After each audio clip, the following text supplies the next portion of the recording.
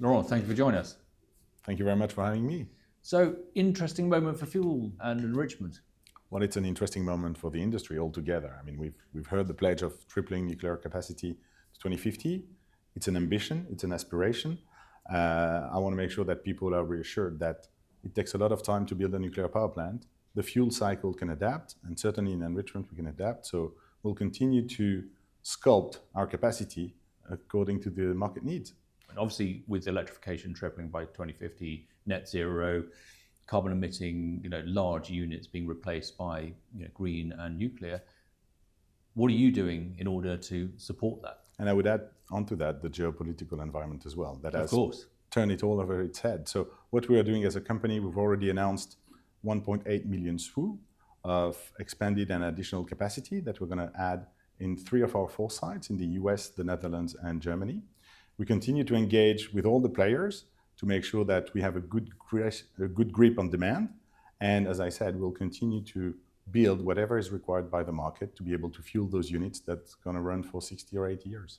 Are there any sort of policy frameworks that you need to support that, or is that a really robust system that just needs to scale? Well, the policies are moving. I mean, we've seen the Russian ban in the United States and a requirement for anti-circumvention. So that gives us a bit more visibility because, again, what we have to understand in the fuel cycle is there are markets that are not open to us, where people are competing on our domestic market. So there's no reciprocity. So we want to make sure that there's fair competition all across.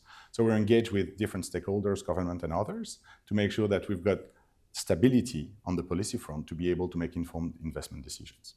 Is there any sort of reassurance that you need from governments around the world? What we need from government is stability in terms of policies to tell us if there's going to be prevention from certain players to come into the market, because otherwise there is generally overcapacity in the enrichment market, and therefore we're very cautious not to overbuild, right? We've been there before, we don't want to be there again, but we have the means and the ability to build whatever the Western world, specifically, which is our key market, needs. And that's true for the existing fleet of reactors, that's true for the new giga plants that are going to be built in the Netherlands, in Czech Republic, in Poland, in the US potentially. But that's also true for the next generation of reactors, SMRs, IMRs, where we've already made announcement for building a facility in the United Kingdom here in the UK for high SALEU, therefore the ability to enrich uranium up to 20%.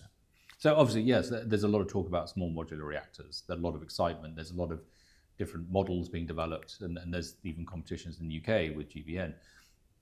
What are you doing and what steps are you taking in order to get ready for that? And then obviously you need positive signals from governments in order to do that investment. From governments and customers. So we've already had positive signals from the government. As I said, the UK has awarded us close to £200 million to help us build the first high SALEU facility in the world, because the difference between the existing stable market that we have and the nascent market for SMR IMR is the nascent market is not really firm. We don't have a good grip as to the requirement, the needs. And so a lot of people want us to invest, but they're not at a point where they can contract themselves. And therefore, we wouldn't invest blindly. So in order to solve this chicken and egg problem, which is SMR developers need to make sure that there is fuel for their reactors when they go and see the financiers that are going to sign off the final investment decisions. But by the same token, we are not going to invest blindly. So that's where government stepped in. They did that in the UK. There is an ongoing high SALEU RFP in the United States as well to help kickstart this market. And then, when you have normal supply-demand relationship starting, then we're going to be able to build whatever is required for this market as well. What do you think the timescales are for all of this? That's a very good question. The timescale for us to build, we're targeting 2031. To have an online facility here in the UK. Of course, there will be some plus and minuses, but that's the target deadline we have in our mind. So what are the next steps? Well, the next steps is continue to engage with all of our customers across the globe, because as I said, they are our best supporters. We need them to support those investments. So we'll continue to engage, and this week has proven to be very, very good and successful. We see a renewed interest for nuclear.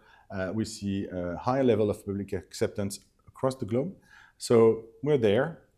If people build reactors, we're going to be able to fuel them whatever the type. That's an exciting moment for you. It is an exciting moment for us. We've had our low time.